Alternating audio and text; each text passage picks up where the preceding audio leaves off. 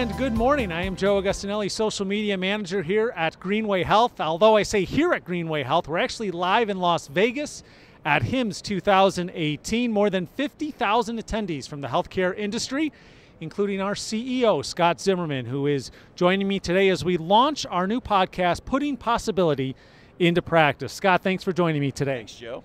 Good morning. Good morning, and it's just after 11:30 on the East Coast, 8:30 here in Las Vegas. And Scott, we're at booth 5429 and looking forward to everything and this podcast. So following HIMSS, you'll be able to listen to our podcast on our SoundCloud account. We'll also have it uploaded on iTunes and coming soon on Google Play. We'll have a little background noise, but hey, it's a conference with over 50,000 people. It's a trade show, so there's going to be all sorts of different noises in the next 10 minutes, but just focus on us, and we'll get you all set up for our podcast. We'll roll with it. So, Scott, let's start off with talking about Greenway Health and the last few months at Greenway Health. And in October, Greenway announced Project Polaris, the development of a new EHR PM platform. Can you provide an update on how the project is coming along? Yeah, I mean, I think we made a couple big announcements in October, and we're pretty excited inside the business. We're really shifting from playing defense over the last few years to kind of playing offense as a business. And one of the things that we needed to contend with was the tax that we were paying by having, really three flagship platforms that our customers were operating from. And we really recognized there was an opportunity to move the platform into the future. And so the teams did a great job internally, as well as using some external experts to really understand the technical debt that existed inside of our platforms, to do a heuristic analysis or a complexity analysis of where the intelligence actually sat inside the systems, so that we could decide a path forward. And amongst 8 alternatives, we really narrowed it down to feeling like the best way we could make and keep promises to customers, to not keep customers waiting 2 or 3 years to see a new platform, was to transform our existing Intergy platform and take that platform into the future. And so as a part of that, what we're really excited about is really a recognition that these systems were the electronifying of paper processes. But the processes we were electronifying weren't very efficient to begin with. So we really think there's an opportunity to reimagine the work of the different roles that use the system, the jobs they do, and the outcomes they're trying to create.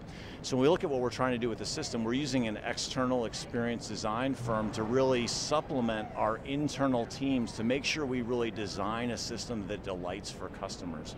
We're also super excited about having a customer advisory board. It's not just about customers providing ad hoc input, it's how do we deeply immerse customers in to help us make the important decisions and marshal resources around what we do with the platform, so that we have a platform that's built by caregivers for caregivers. So we're really excited to be doing that with a variety of different practices. And then we're even looking at how we reimagine the way our development teams work at Greenway. So we're really looking at how we implement Agile, how the teams work together differently, and how the functions work together differently so we can produce something magical. And I think what's most exciting is, we're really coming up, April, May will be 6 months kind of into the journey after we started kind of launching and building up the teams. And really everything's on track to deliver that first release. So we're expecting to deliver a release every 6 months over the next 2 years that completely refactors our existing system and creates a system that's designed for delight. Great, sounds exciting for all of our customers and partners that we are with.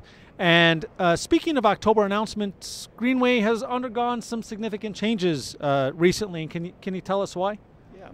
Yeah. I mean, the other announcement that we made is something internally we call One Greenway.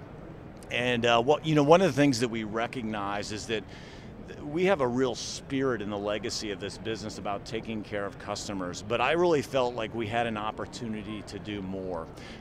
We did a great job taking care. We would talk about customer support, we would talk about the customer experience, but the reality was that the geographic and functional silos that separated us really prevented us from coordinating commitments as an organization. We have employees that make a commitment to a customer on a support line, but they require people in development or another function to be able to fulfill that commitment. And one of the things that we saw is that we couldn't deliver with the speed and quality we wanted. We couldn't deliver exquisite care to customers, if we didn't really focus on relationships and how the information was flowing across the organization. So we felt like we could do a better job long-term taking care of customers by really relocating all functional groups under one roof in Tampa. We do have a couple remote facilities. We do a phenomenal job with support and services, like our revenue services business is out of Carrollton. We've got a great development team in Alachua that's really building this Project Polaris platform. But we felt like there was going to need to be more imagination and innovation moving forward inside the business, and we needed to really care for the speed and quality that we delivered for customers in order to be successful. And we think tearing down these silos will really make a difference in our ability to deliver that care for customers. And now you've joined Greenway now about 2 years. You joined in April of 2016. So what are you most proud of achieving since you joined Greenway just a little under 2 years ago? Yeah, I mean, I think we're in an industry that has a lot of undisciplined happy talk. And what I'm most proud of, in our teams and what they've done for our customers is we're really bringing the trust back into the business. We're really building the business around a really simple idea. How do we make meaningful promises to customers and each other, and how do we keep them? Make them and keep them. And I think we've done a really good job doing that. When I step back and say employees and customers vote with their feet, our employee net promoter scores are 6 times higher than they were just a year ago. We have 48% less turnover, which means that employees that are knowledgeable are in seats serving our customers. Our customer retention is the highest it's been in 4 years. I'm super proud of our teams, kind of separate from those accomplishments, because that's all shown up in the financial results as well. But I'm excited about our clearinghouse team. Here's a team that had struggled a little bit with kind of making commitments. We're seeing a team that has a dramatically different employee net promoter score. They're delivering consistently and kind of meeting dates for our customers. That's super exciting to me. You look at our revenue services business. Here's a business that wasn't that profitable just a couple of years ago. Not only has that business become very profitable and done a great job with customers, but they were just recognized by a third-party class for really being best in class on revenue services. So what we're looking at is individual teams that are feeling more empowered and courageous to stand up and kind of take charge of their piece of the business, all in service to our customers. And I'm just excited about more of those stories kind of proliferating across the business on behalf of customers. Great, sounds great. Now Greenway has a new tagline. It's right behind us, the new logo also behind us, and the name of this podcast, Putting Possibility into Practice. What does that mean for our customers? I think a big piece of what it means for our customers is, there's a tremendous amount of change that's happening inside the space, and I think in order for our practices to not just survive, they need to thrive, and to do that they actually have to move from being reactive and really holding on to the way they've done things to really getting more proactive with their practice. So how are they shifting their practice increasingly from reactive to proactive? How are they shifting from physically present care to more virtual care? And so I think, as a business, what we're really excited about is how can the technology backbone in the practice really support practices for making that transformation, being more agile with all the changes that are coming at them. And I think that means we have to fashion a business internally similar to what customers are going to need to do externally. They're going to need to have empowered cultures inside their business in order to be able to be successful.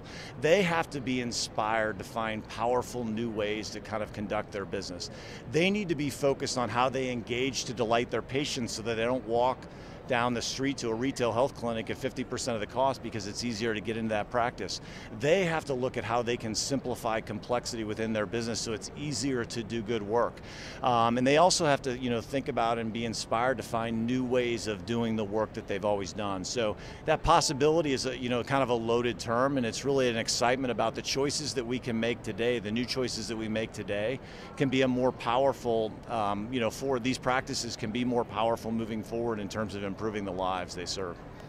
Sounds great. And anything else you'd like to add before we wrap up here, our first episode of this new podcast? No, this is fun. I mean, thanks for having me on, and I'm excited about HIMSS. It's an opportunity for tremendous connection with old friends and people that I've seen over the years at the conference. The customers, the customers I know, gives me goosebumps. The customers that I know, and our opportunity to kind of deepen those relationships. Customers I don't yet know who can inform us of better ways that we can serve, and really all our suppliers and the people that kind of make this happen. We're all in it together. So I'm just excited for the opportunity to connect with everybody. No problem. It was a pleasure having you. You're the CEO. You can come on Facebook Live and the podcast anytime you want. All right, thanks, Joe. All righty. Thank you, Scott, for joining me this morning here on Facebook Live and on the launch of our podcast, Putting Possibility in Practice. Now, if you're at HIMSS, we are in booth 5429, so please do make sure and stop by if you're in HIMSS here at Las Vegas. We have enjoyed our time together here as we launch our new podcast, Putting Possibility into Practice. I want to once again thank my guest, CEO Scott Zimmerman, for taking time out of his busy day this morning. And a reminder that you can find all of our episodes of Putting Possibility into Practice on SoundCloud and on the iTunes Store, and we will be on Google Play in the coming weeks. Once again, live from HIMSS, I'm Joe Augustinelli, Social Media Manager, and enjoy the conference if you're here, and thank you again for listening to our podcast, Putting Possibility into Practice.